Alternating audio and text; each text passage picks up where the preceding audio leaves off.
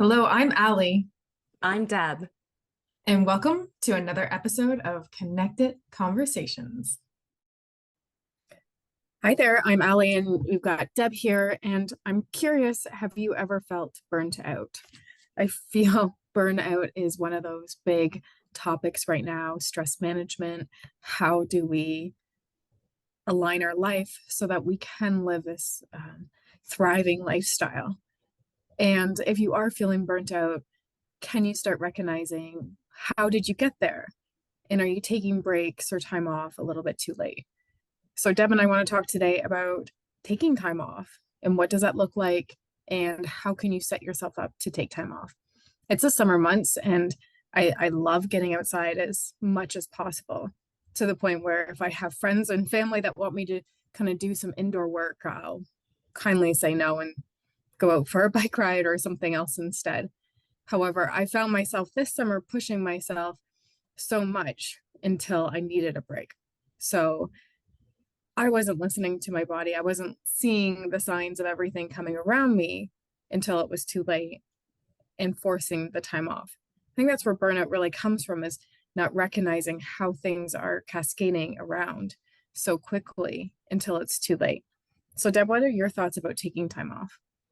Well, I think it's important. I think I think if the last couple of weeks has been an indicator, even for myself, pushing so hard to kind of get things done, reach some goals, attain those things, that you forget to monitor your self-care or do those things. Like for me, and I know I've talked about it a lot before, getting outside, exercise for me is huge.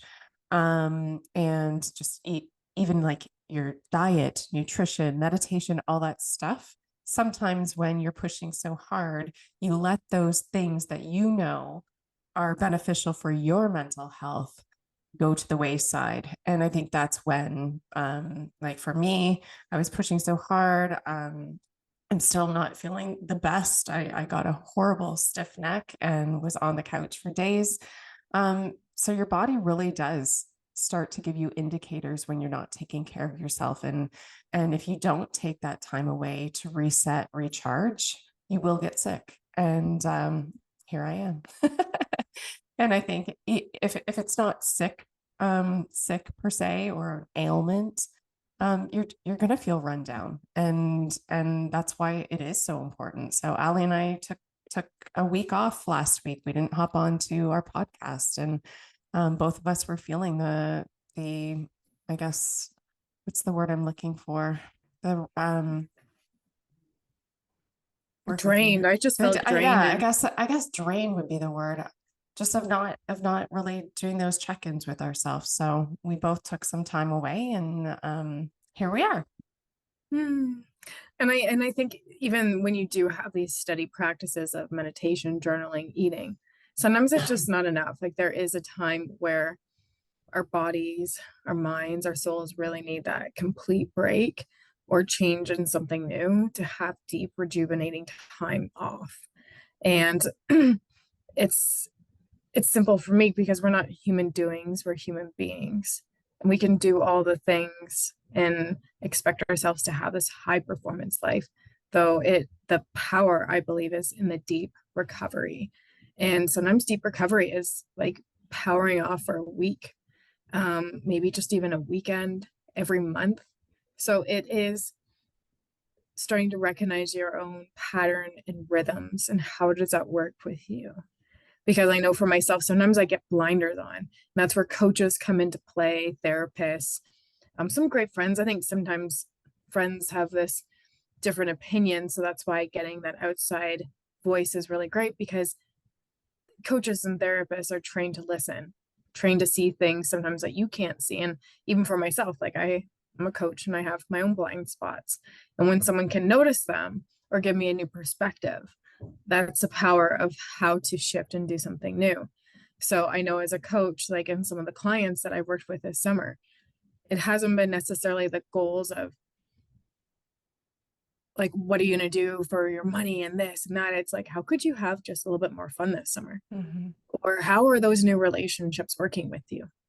And what is it about your health that you want to start integrating in slow things? So that's kind of been the vibe of the clients that I've had this summer. And it's been cool to watch them kind of like a light bulb goes off and thinks like, oh, my goal could be fun. My goal could be, who am I connecting with? How can I meet new people that are are on the same version of the person that I want to be and who I'm becoming versus who I used to be?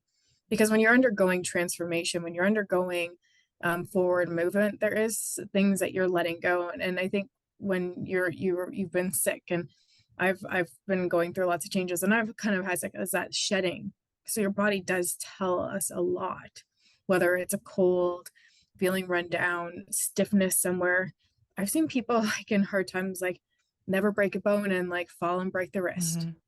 or their neck completely go out, their back goes out. And those I do believe are associated with emotions that are coming out and expressing themselves. And sometimes when we're feeling run down, I also feel like we're shedding. We're shedding some of maybe like the older versions of us. We're having energy upgrades. And this summer has been really powerful. There's so many things in retrograde, and especially Venus right now. I think for relationships, if you're struggling with relationships, like just like give it a cool minute, or let it go for the month. Yeah. I love that. I think you touched on something that I was going to mention too, just the moon cycles, the retrogrades, and I've never, not that I haven't paid attention. Like some people are like really into it, and I think Ali, you probably follow it a little bit more than I do. But as I get older and as I hear more about the energy, the planets, the shifts happening universally, how can it not affect you? How can it not affect people on a universal level? And I guess I haven't really put a lot of thought into it until now. Because like you said, we're in retrograde, and like we had a new moon and a full moon, and like and I realized how much it really actually does affect me. And and certainly my communication with my partner, a lot of things are coming up for me personally right now, which is I think attributing to why I've been feeling the way I am, just like letting go of like those old beliefs. Like I had this great conversation with my partner last night about, you know, what's really coming up for me, and like why do I feel the need to get validation from him when I know as a coach, you know, I don't need validation from other people. I need it from myself. So it's really, for me, it's been bringing up a lot of things to do with self-love, like self-image and how I see myself. So it's if you're willing to look at the parts that need to be healed, if you're willing to look at, you know, if you have an ailment, I'm a big fan of Louise Hay and the emotional connection to physical problems or physical ailments. And, you know, usually it's been pretty bang on. I'm not sure. I might need to go deeper on this one, but most of the time, if I look up something that's happening in my life, a physical ailment, and I go and look at Louise Hay's dictionary, which we can put actually a link to a PDF because I have a PDF copy. I'm happy to, or you can research it anywhere, but it's always been like pretty spot on the emotional connection. So I would I would ask you to go deeper, like investigate deeper. Why is this happening to me? Why am I having a headache? Why am I having these things come up, and really dig deep and see, is there something that really needs to be healed? I'm a big believer in that. And that's the unsexy work of personal development, Yes. so to speak. It's not sexy at all. But it's what makes you sexy down the road. So and I think for the summer too, I used to be someone who loved cocktails. I mean, we at the bonfire and going out for happy hour, and suppressing sometimes some emotions that are coming up Mhm. is not going to help you heal. So um if you are feeling sick or drained or whatever, like look at those lifestyle things. And if there has been a lot of emotional things going on, or triggering moments, that we call that the shadow work, could you lean into it? And again, sometimes having a coach, or if it's deep work therapy, depending on where you are, and really diving deep into it, because that's where you'll be able to actually shift and move what's going on versus constantly feeling triggered, constantly feeling like this always happens to me. I date the same crappy guy. I lose this job, or this happens. Yeah, it will, and unfortunately continue to spiral if you're not going to kind of face it head on. And I've found for myself, like the biggest thing is like doing that unsexy work of like looking kind of at, maybe your own toxic behaviors. Like we all have them, and it's not good or bad. It just simply is. And it's being okay with like, it's a journey and it's growth. So taking the time will support you to really further what you want to create and accomplish in your life. And I'd also say like that's when it's like, how can you start recognizing before the burnout hits, before that total crash moment? And that's a delicate art of understanding your body, your intuitive motion, and having these really great habits in place. And that's where like if you love what Deb and I are talking about, like subscribe, ask us questions, how can we support you? Because it is what we breathe every day in and out, and help and support people one-on-one.